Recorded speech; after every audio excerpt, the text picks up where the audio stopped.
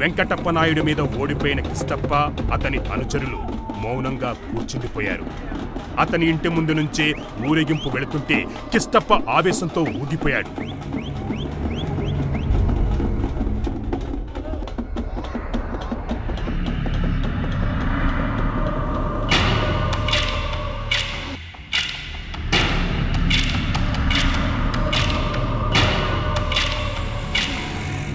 కుర్చీ తన్నేశాడు. చేతికి దొరికిన వస్తువులు నేలపై విసిరి కొట్టాడు.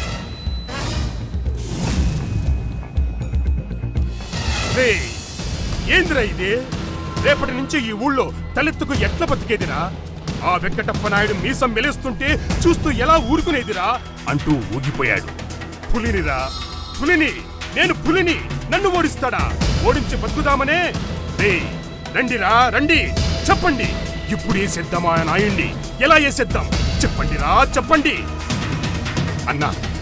2 నెలలు ఆగుదామన్నా, ఈ సంబరాలన్నీ తగ్గుతాయి, ఈ హడావుడి తగ్గుతుంది. అప్పుడు సమయం చూసి వేసేద్దామన్నా. మళ్ళీ ఎలక్షన్లు వస్తాయి, అప్పుడు నువ్వే సర్పంచ్ అన్నా. ఏమంటావన్నా? శపాష్ శపాష్. బాంబులు సిద్ధం చేయండి, కత్తులు పదును పెట్టండి, కుత్తుకలు తెగిపడాలా. ఇదే దారిన ఆ నాయుడు శవయాత్ర జరగాల, మన ఇంట్లో పండగ జరగాల. రక్తము మరిగిపోతా ఉండాదిరా.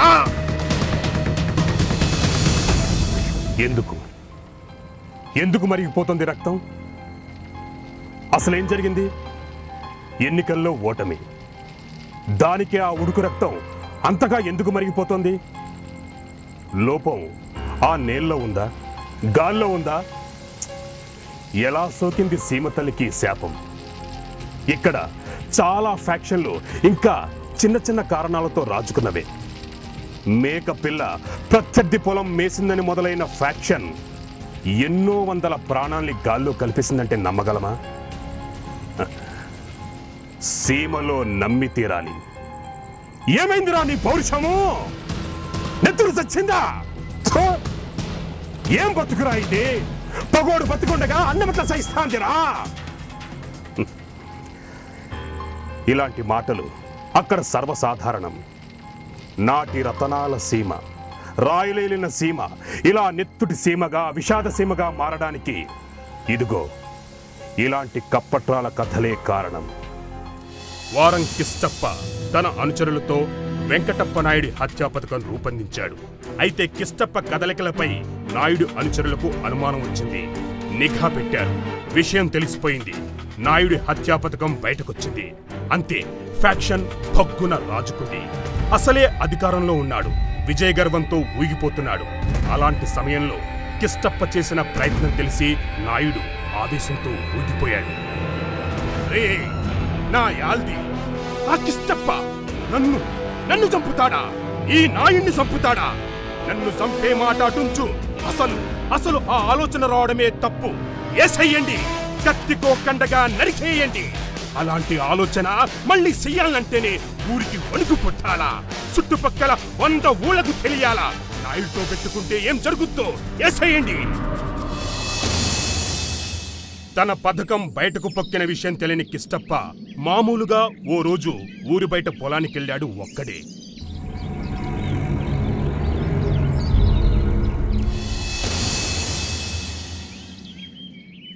అతని కదలికలపై అనుక్షణం నిఘా పెట్టిన నాయుడు మనుషులు కిష్టప్పను అతి దారుణంగా నరికేశారు.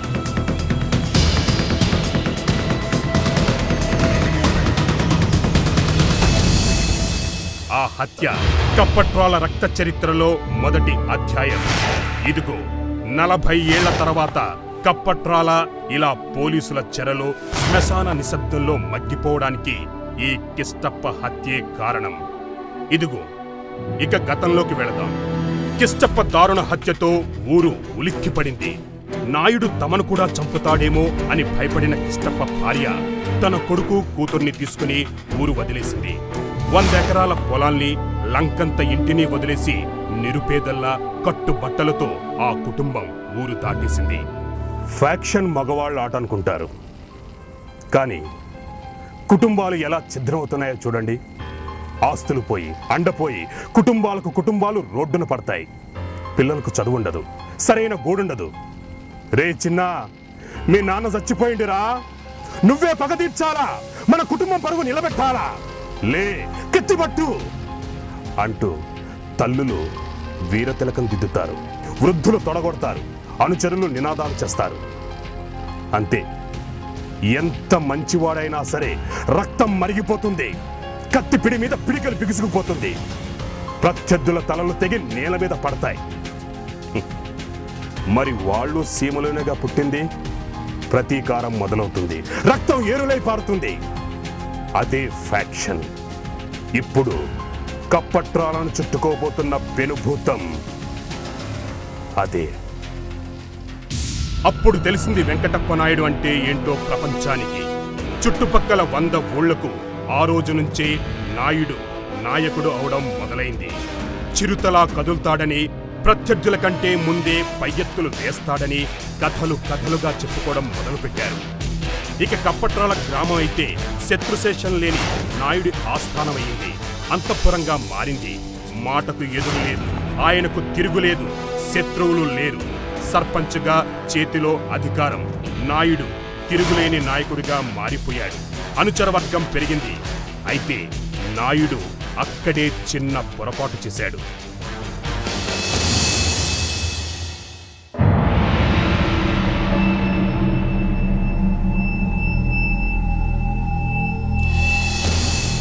నాయుడు ఊహించని పరిణామం ఇది. అయినా యువకుడు కదా, రక్తం ఓడుతున్నా చిరుతలా పరుగు తీశాడు. ప్రత్యర్థులకు అందకుండా మెరుపు వేగంతో పరిగెత్తాడు, ఊళ్ళో అడుగు పెట్టాడు. అంతే, అతని అనుచరులు అతని చుట్టూ మూగారు, రక్షణగా నిలిచారు. ప్రత్యర్థులకు తెలుసు మొసలి నీళ్లలో ప్రవేశించిందని, ఇక దాన్ని కొట్టడం తమ తరం కాదని. అందుకే పొలిమేరల నుంచే వెనుదిరిగారు, పారిపోయారు. నాయుడు మనుషులు వారి కోసం పెద్ద ఎత్తున గాలించారు. కానీ ఫలితం లేకపోయింది.